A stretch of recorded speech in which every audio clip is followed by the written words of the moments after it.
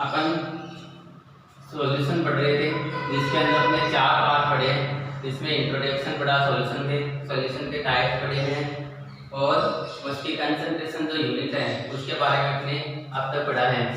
Solution के जो part 5th है उसके अंदर हम पढ़ेंगे सॉल्युबिलिटी या विलेयता के बारे में। देखो सॉल्युबिलिटी या जो विलेयता जो होती है वो किसी भी सॉल्वेंट जो होता है, किसी सॉल्वेंट में सॉल्यूट की जो जितना अमाउंट डिजोल्व होता है, किसी सॉल्वेंट में सॉल्यूट का जितना अमाउंट डिजोल्व होता है तो उसी को हम क्या बोलते हैं, उस सॉल्यूशन की सॉल्युबिलिटी बोलते हैं। तो सॉल्युबिलिटी क्या होती है, कह सकते हैं कि किसी निश्चित विलायक में विलेय पदार्थ की जितनी मात्रा घुलती है उसी को हम क्या बोलते हैं, सॉल्युबिलिटी या विलेयता बोलते हैं। अगर निश्चित मात्रा के अंदर हम कोई सॉल्वेंट है, जैसे अपने पास 100 ग्राम सॉल्वेंट है, इस 100 ग्राम सॉल्वेंट में निश्चित ताप पर जितने ग्राम या जितनी मात्रा में हम सॉल्यूट को डिसॉल्व कर सकते हैं उसको हम क्या बोलते हैं, उसकी सॉल्युबिलिटी या विलेयता बोलते हैं। देखो सॉल्युबिलिटी या जो विलेयता होती है वो अलग अलग जो फैक्टर्स होते हैं उसके कारण क्या हो सकती है, इफेक्टिव भी हो सकती है, तो उसके बारे में अपन पढ़ेंगे। तो सबसे पहले आती है सॉल्युबिलिटी या विलेयता की जो डेफिनेशन होती है वो क्या होती है, the maximum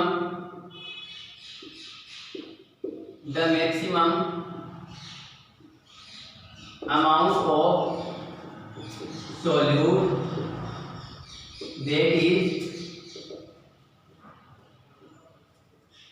dissolved in certain solvent at a certain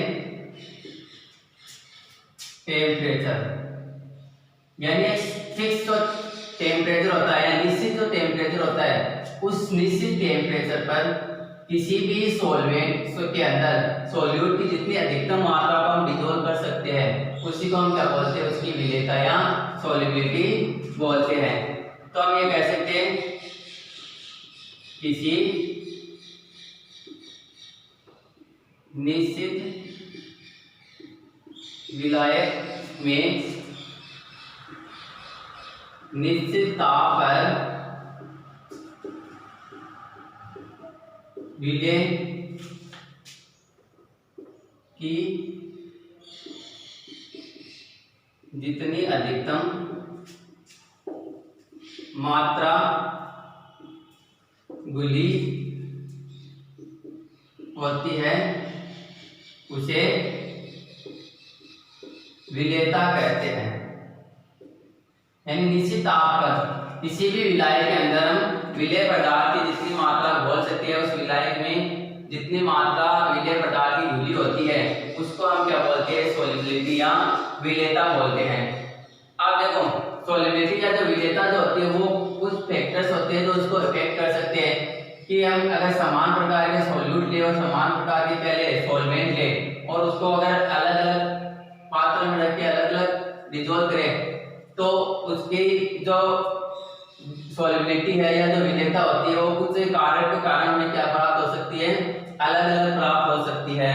तो सॉल्युबिलिटी तो सबसे पहले आती है कि जो विलायक जो होता है उसके अंदर विलेय पदार्थ की जितनी अधिकतम मात्रा को हम बोल सकते हैं उसी को हम क्या बोलते हैं, उसकी सॉल्युबिलिटी या विलेयता बोलते हैं।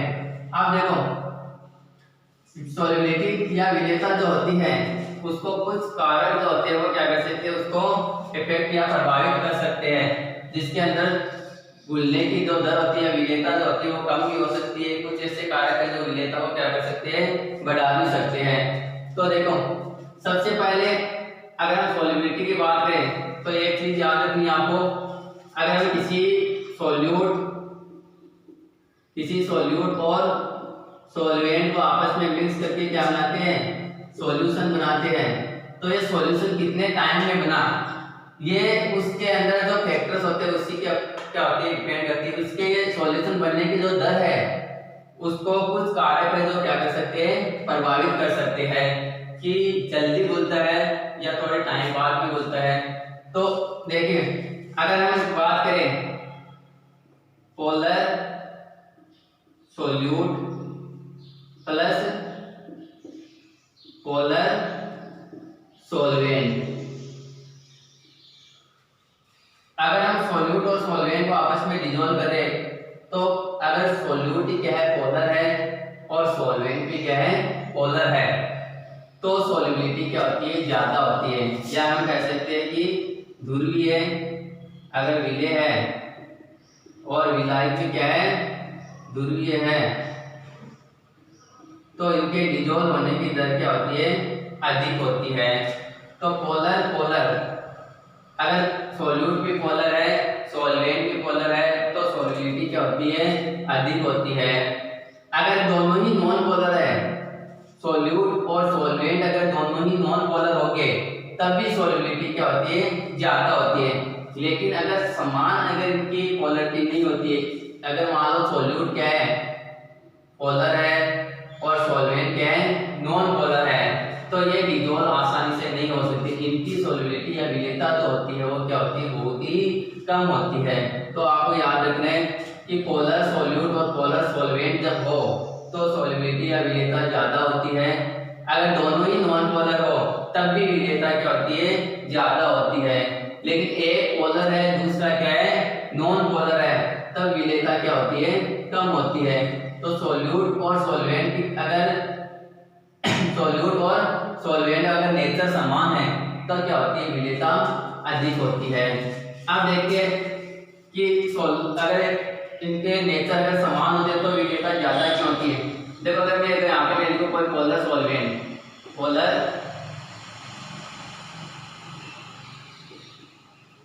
पोलर सोलवेंट के अंदर जैसे मान लो अपने पास NaCl है, KCl है, जितने भी आयनिक कंपाउंड हो गए वो पोलर सोलवेंट ही हो गए।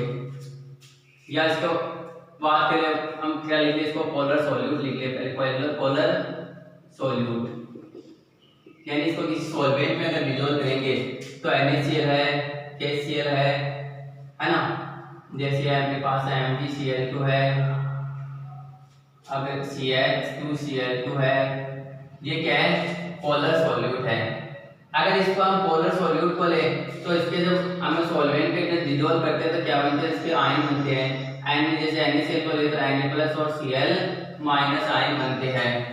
अब देखो ये तो पोलर सोल्यूट है, अगर हम पोलर सोलवेंट के रूप में जैसे मान लो क्या लेते हैं H2O क्या है, पोलर सोलवेंट है, क्योंकि इसके अंदर में क्या होता है, डाइपोल मोमेंट क्रिएट होता है। जैसे ये H2 है तो ये जो बॉन्ड है इस हाइड्रोजन के ऊपर क्या होता है, पॉजिटिव, और इसके ऊपर क्या आएगा, नेगेटिव। ये हाइड्रोजन है, इसके ऊपर क्या पॉजिटिव और इसके ऊपर क्या आता है, नेगेटिव। तो क्या बन गया, दोनों के बीच में पोलर बन गया, एक पॉजिटिव पोलर है और एक है नेगेटिव है। तो H2 भी क्या है, पोलर सोल्यूट है, सोलवेंट है, ये कंपाउंड बोल सकते हैं क्या है, पोलर कंपाउंड है। तो Na पॉजिटिव और Cl पॉजिटिव को जब या NaCl को जब हम क्या बोलते हैं H2 में डिसॉल्व करेंगे तो देखो जैसे मान लो अपने पास है Na पॉजिटिव के आयंस बने इसके अंदर और Cl नेगेटिव के आयंस बने, तो इसका जो नेगेटिव जो सिरा है या इसका नेगेटिव पार्ट है वो तो किसके अंदर मिक्स हो जाता है, इस पॉजिटिव पार्ट की ओर इंटरेक्ट होता है। तो ये H2 है तो ये क्या होगा, इसके चारों ओर ये H2 मॉलिक्यूल इस प्रकार से जुड़ जाते हैं। यानी नेगेटिव जो पार्ट है इसके ऊपर नेगेटिव चार्ज था, इसके ऊपर भी क्या है, नेगेटिव चार्ज है, तो ये नेगेटिव चार्ज किधर इंटरेक्ट हो गए, पॉजिटिव चार्ज की ओर इंटरेक्ट हो जाएंगे और इसके चारों ओर क्या हो जाएगी, ये इसके Na पॉजिटिव इसके चारों ओर ये एकत्रित हो जाएंगे, जिसके कारण एक दूसरे में क्या हो जाते हैं, ये मिक्स हो जाते हैं। तो इस प्रकार से H2 मॉलिक्यूल का नेगेटिव जो पार्ट होता है वो पॉजिटिव की ओर, अब दूसरा ये पार्ट जो होता है ये क्या है, पॉजिटिव पार्ट है, तो ये पॉजिटिव पार्ट की ओर कौन आ जाएगा, ये नेगेटिव पार्ट। तो ये क्या हो गया, एक दूसरे में कंप्लीटली क्या हो जाते हैं, डिसॉल्व हो जाते हैं, यानी आयन जो होते हैं वो एक दूसरे में क्या हो जाएंगे, मिक्स हो जाएंगे, यानी इनके बीच में जो डाइपोल इंटरेक्शन लगता है जिसके कारण पोलर सोल्यूट और पोलर सोलवेंट होता है वो एक दूसरे में आसानी से क्या हो जाएंगे, करेंगे, डिजोल्व हो जाएंगे। तो सबसे पहले यह आता है कि पोलर सॉल्यूट और पोलर अगर सॉल्वेंट हो तो सॉल्युबिलिटी क्या होती है, ज्यादा होती है। तो इस सॉल्युबिलिटी के अंदर हम ये पढ़ेंगे कौन कौन से कारक जो होता है वो इसकी दर को क्या कर सकते हैं, प्रभावित कर सकते हैं। तो पोलर और नॉन पोलर, पोलर और नॉन पोलर अगर की बात करें तो पोलर में डिजोल्व हो सकता है और नॉन पोलर में आसानी से डिजोल्व हो सकता है। अब इसके अंदर देखो अपने Na पॉजिटिव, Cl नेगेटिव या Kpl पॉजिटिव या Cl नेगेटिव या Mg पॉजिटिव और Cl नेगेटिव अगर इनकी बात करें तो ये पोलर सॉल्वेंट के अंदर क्या हो जाते हैं, आसानी से डिजोल्व हो जाते हैं। और बाकी जो है जैसे यहाँ पे अपन कोई नॉन पोलर ले CH4 ले तो CH4 क्या है, नॉन पोलर है। तो CH4 के ऊपर ना तो पॉजिटिव चार्ज आएगा ना क्या आएगा, नेगेटिव चार्ज आएगा। इसलिए इनके मध्य क्या नहीं होगा, इंटरेक्शन नहीं होगा। और इंटरेक्शन नहीं होगा इसका मतलब क्या हो गया, ये इसमें डिजोल्व नहीं हो सकते। तो अगर आपको ये रीजन पूछा जाता है कि कोई कंपाउंड दे दे, जैसे वाटर है तो वाटर को ध्यान रखना, वाटर कैसा होता है, पोलर कंपाउंड है। वाटर जो है वो क्या है, एक पोलर कंपाउंड है। आपको अगर एक कारण पूछ ले कि इसका क्या रीजन है, H2O के अंदर NaCl जो होता है उसकी सॉल्युबिलिटी ज्यादा होती है जबकि CH4 की सॉल्युबिलिटी क्या होती है, कम होती है।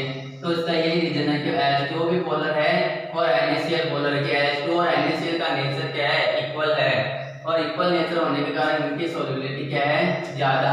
जबकि CH4 क्या है, नॉन पोलर है और H2O क्या है, पोलर है। तो CH4 और H2O का नेचर समान नहीं है, इसलिए एक दूसरे के अंदर आसानी से डिजोल्व नहीं हो सकते। तो आपको ऐसे ये नाम याद रखिए, जैसे लाइक डिजोल्व लाइक, है ना।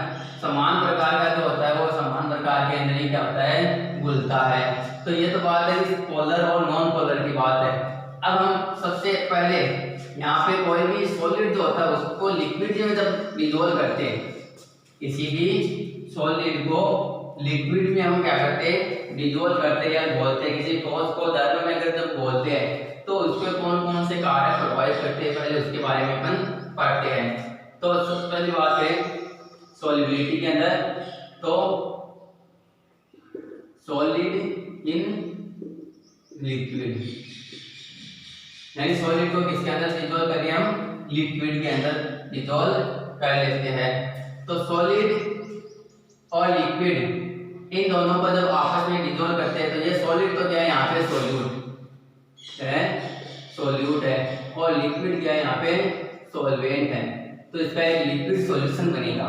यानी अपने पहले पढ़ा है सॉल्वेंट जिस नेचर में होता है उसी का, यानी सॉल्वेंट जिस स्टेट में होता है सॉल्यूशन उसी का स्टेट का बनता है। तो सॉलिड इन लिक्विड है ना, तो इसके अंदर सॉलिड को किसमें डिजोल्व करेंगे अपन, लिक्विड के अंदर डिजोल्व करेंगे। तो अगर इसकी बात करें तो हम इसको ये कह सकते हैं सॉलिबिलिटी ऑफ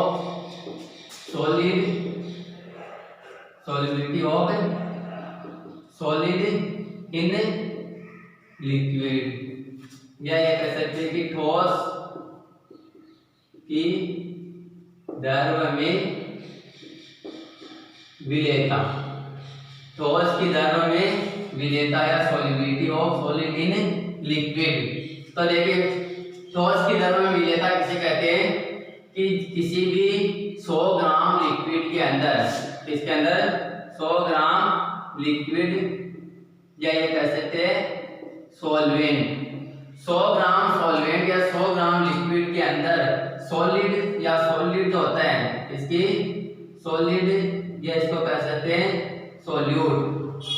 100 ग्राम लिक्विड या सॉल्वेंट के अंदर सॉलिड की जितना अमाउंट हम डिजोल्व कर सकते हैं या उसके डिजोल्व करने की जो दर होती है उसी को क्या बोलते हैं, solubility of solid in liquid. यानी किसी लिक्विड सॉल्वेंट के अंदर, किसी 100 ग्राम लिक्विड सॉल्वेंट के अंदर सॉलिड सॉल्यूट को डिजोल्व करने की जो दर होती है उसी को क्या बोलते हैं हम, solubility of solid in liquid या ठोस की दर में विलेयता। तो सबसे पहले किसी ठोस को जैसे मान लो अपने पास है NaCl सॉलिड है या KCl सॉलिड है, जिसको हम किसमें डिसॉल्व करें, H2O में। तो 100 ग्राम H2O जो होता है इसके अंदर NaCl की जितनी डिसॉल्व होने की अमाउंट होती है, जितनी मैक्सिमम अमाउंट होती है NaCl की H2O में डिसॉल्व होने की, उसी को क्या बोलते हैं हम, solubility of solid in liquid, या कह सकते हैं कि किसी भी ठोस जो होता है उसकी दर में विलेयता कहते हैं। अब देखो इसके कुछ कारक हैं, सॉल्युबिलिटी जो होती है इसकी सॉलिड की लिक्विड में, उसके कुछ कारक है तो क्या करते हैं, इसको प्रभावित करते हैं। तो इसके अगर बात करें तो सबसे पहले तो लिखते हैं यहाँ पे factor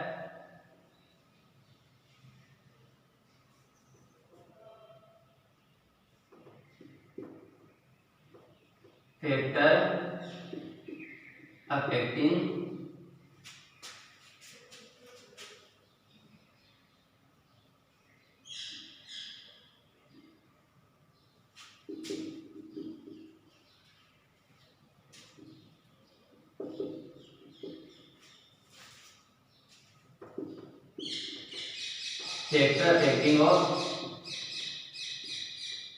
factor affecting of solubility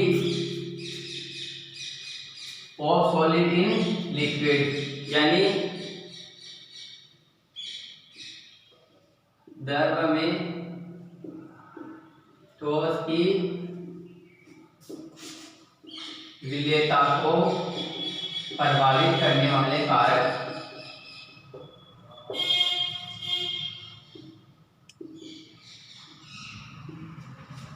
factor affecting of solubility of solid in liquid, या द्रव में ठोस की विलेयता को जो प्रभावित करने वाले कारक है वो कारक कौन कौन से आते हैं, इसके अंदर मेनली 3 फैक्टर्स है।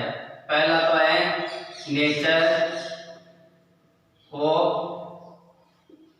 Solute and solvent, nature of solute and solvent first factor है। दूसरा है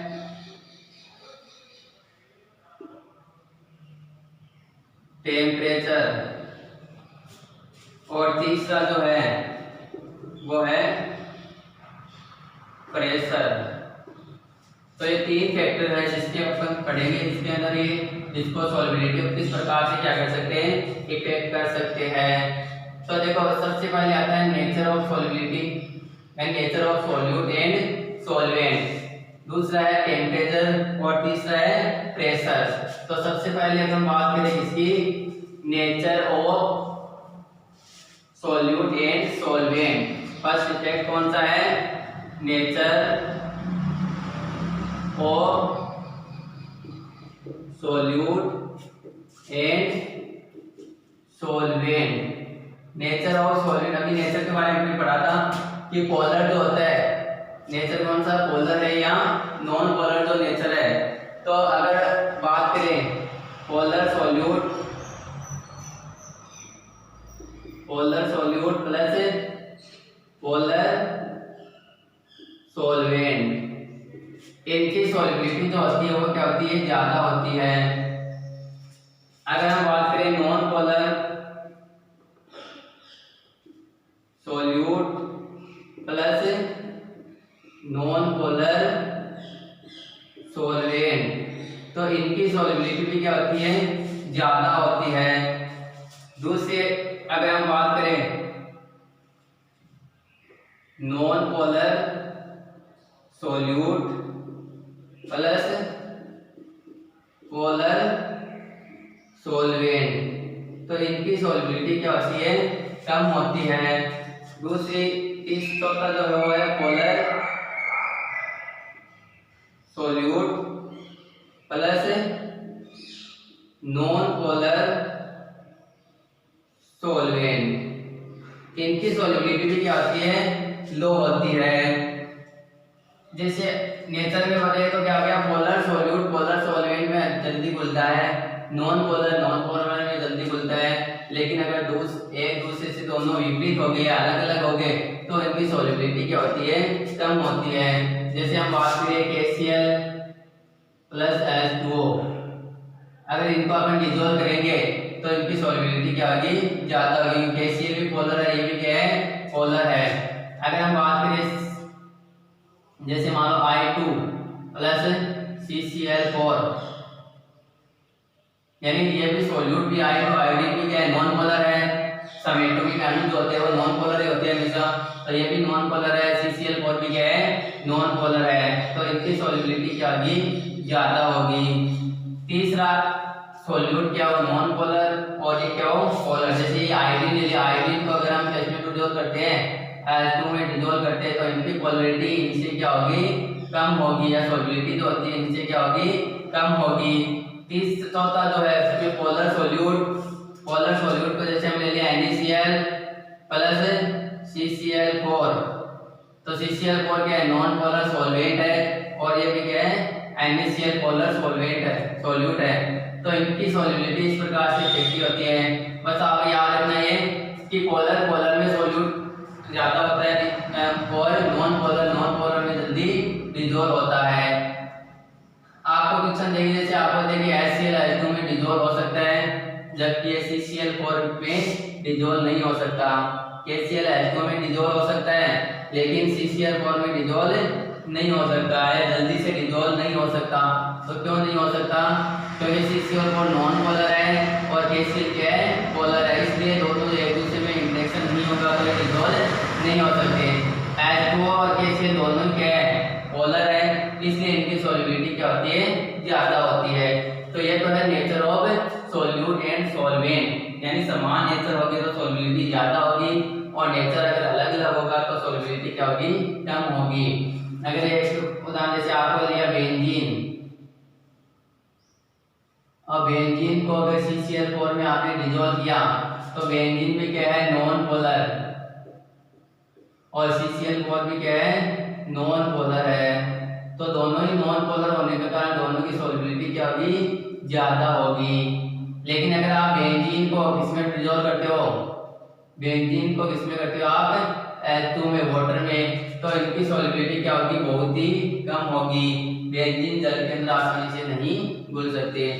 जितने भी हाइड्रोकार्बन आते हैं, जैसे आपने लिया CH4 या C2H6 है ना, या C3H8, जितने भी हाइड्रोकार्बन होते हैं ये सारे के सारे क्या होते हैं, नॉन पोलर होते हैं। तो ये नॉन पोलर होने के कारण हाइड्रोकार्बन जो होते हैं वो भी जल में घुलते नहीं है, ठीक है। तो नॉन पोलर में डिसॉल्व होगा, और पोलर सॉल्वेंट जो पोलर सॉल्वेंट के अंदर डिसॉल्व होगा।